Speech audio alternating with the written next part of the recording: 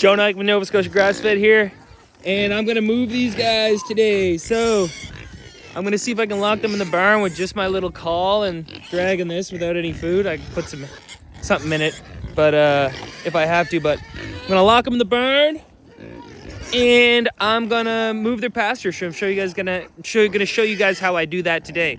Sorry, these guys are a little loud. They're a little rambunctious this morning. So they did some good impact. I'll show you that on this area. We got a big snowstorm coming. I want to get their new paddock set up.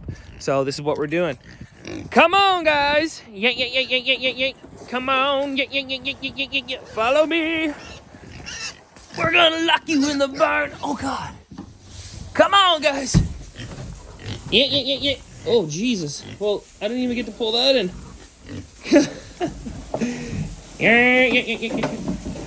Yeah. Come on in your little barn. Yeah.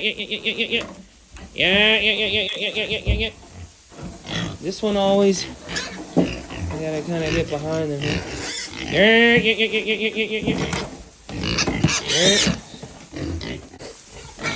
Always one. Oh, there's always one. You know, I'm trying to trap them in here.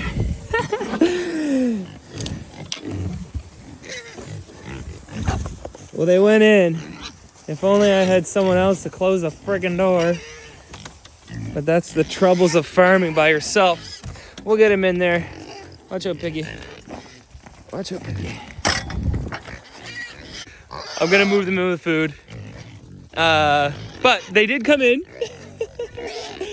But it didn't really work. But it doesn't always work. So we're gonna move them in with food. All else fails, they'll come for grain. But it's good to know they'll come when I call. So let's do it. Let's get them in there. All right, pigs are in. And we're gonna make another paddock for them. That doesn't close because I made a little smaller door, so that way it's basically, I think it's gonna be above zero all year. I just put this here and I can open this. And they did in fact open that later, right when I was about to finish setting up my fence. Yeah, famous last words, but nice and warm. stay They pile up tuned. in there. I got 12 pigs in this barn, so I think they generate probably enough heat. We're gonna get a thermometer in there, but it hasn't been below zero. The water hasn't frozen in the barn since I put them in there. But this is the paddock I had them in, so I'll show you the impact. They did really good. It's almost like they knew where I wanted them to go. I really wanted them to root this up and dig this up over here. And what I'll do is once we get some snow, I'm getting 4 cows. I'll plop a bale here and then they'll eat it and spread all that around. But that's to come. But what they did here, they just rooted all this up. This was all trees. There's no forage here anyway. It's basically moss and trees. This property I bought. Beautiful property. Guy took really good care of it. He just wasn't farming, so the large lawn pasture area just needs improvement. Beautiful caretakers who was taking care of it before, but I'm really focusing on my pasture improvement. So the hogs dug it up, got up these trees, and I'll show you where I'm going to put them next. So the next thing I'm going to do, just move them right down here. So I got them in the barn now. Not necessary, but they're nosy creatures and they need to eat anyway, so great way to move them in there is just with food. And this is where I'm going to put them next. So I'll show you guys my fencing setup, and I'll, keep me for a while. We're getting a ton of snow, so this back section here, they might be here a while because they're not going to have a huge impact with the snow. I think this is my first time raising hogs. We raised 2 when I was a kid, but we just had them in a baby barn. This is my first time doing this style of farming, so it's cool to be back at it. And we're gonna put them here and we'll see the impact that they're gonna have. I'm just gonna section this off. I'm not sure if it's 1/4 of an acre or what, but I'm okay with the heavy impact because there's been nothing on here, and I have more land. I have 3 acres here, 12 pigs, and I'm gonna get 4 cows, but it's January now. So I'm gonna let my animals pretty much rip this all up. I have another piece of property I'm going to be using. So I could have up to probably 6 cows here If I get 2 more, if anybody's selling yearling heifers or steers in Cape Breton, Nova Scotia, specifically, I'd like to keep it on island, keep them close, but I'm open to anything. Just looking for some feeder cows, feeder steers. So that's what's up. I got 4 and I'm looking for 2 more. So let me know. Here we go. Let's set her up, guys. Rock and roll. All right. So this is the true test. The corn test. I got a bunch of corn here. I got the fence set up. That's where they busted out. This is where they've gotten out before. Usually they'll come to me for corn. So I'm gonna do a little test. Oh, sorry buddy, but I got zapped earlier too. I know it sucks. But don't test it. Let's see what they do here. Oh, I've always gotta make sure you get these. This here. Just that there. Takes away from the fence. Might raise this a little bit, but see, the thing is I'm getting snow, so I had it kind of high, but I'll just raise it tomorrow. They won't challenge it after they get zapped a little bit, but they know there's corn here. And yeah, don't touch the fence. I touched it earlier by accident too. So if they don't get out through here, and I don't like to do this really, but I can't trust it now. I mean, but they know that yellow wire. They're pretty trained. I'll be honest, every time I've moved them, there has been get outs, but I'm learning, right? See, here might be a weak point. Let's see what they do here. Well, I don't think he's gonna try to jump it. I should do this every time.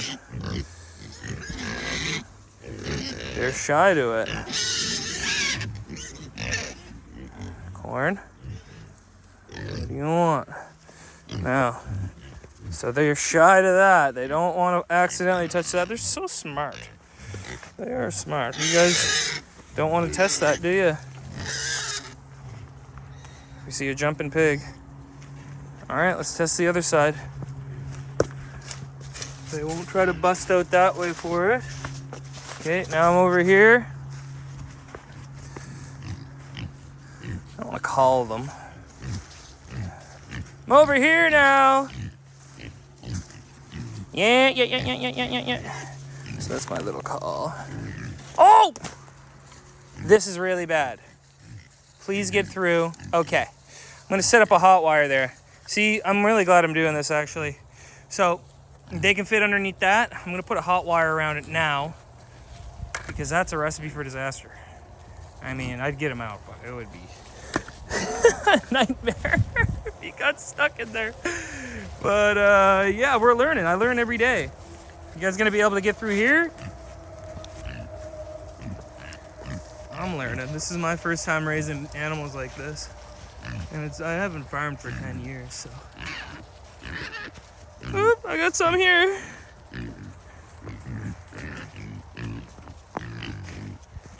You guys sure you don't want to test that fence?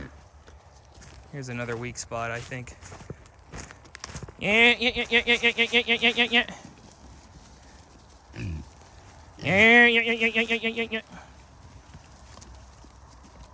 No, they're not testing it. That must be good.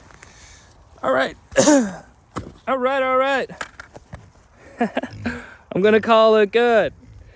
I'll feed these hogs now. So, yeah, I mean, every time I've moved them, they've gotten out. But they've gotten out here. I have a full perimeter fence. So it's all learning, right? I want to do it regeneratively. I've watched a lot of YouTube. I talked to the pros.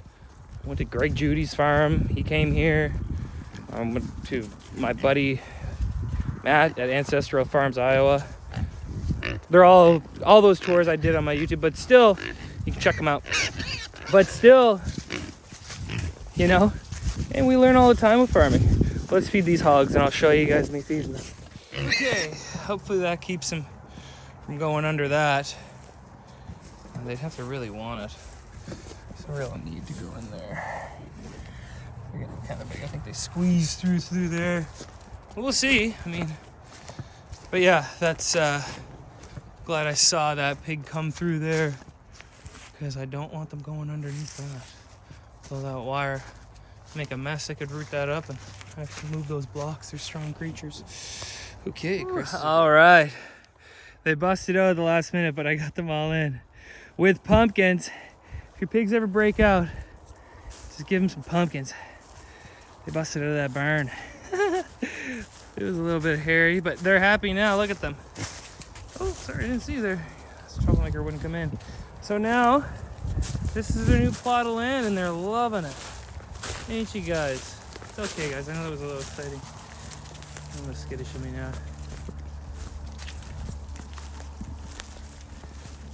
So yeah, that's what they like to be doing right there.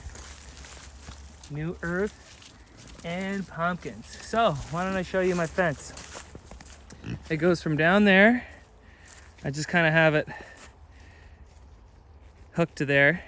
I got page wire all around and we're getting snow, so they're not going to get out through that, I hope. Famous last words. And then it comes up here.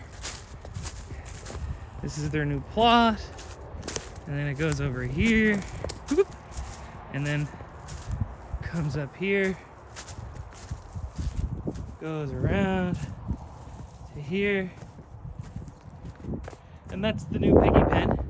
And then my wire just kind of goes like that along here.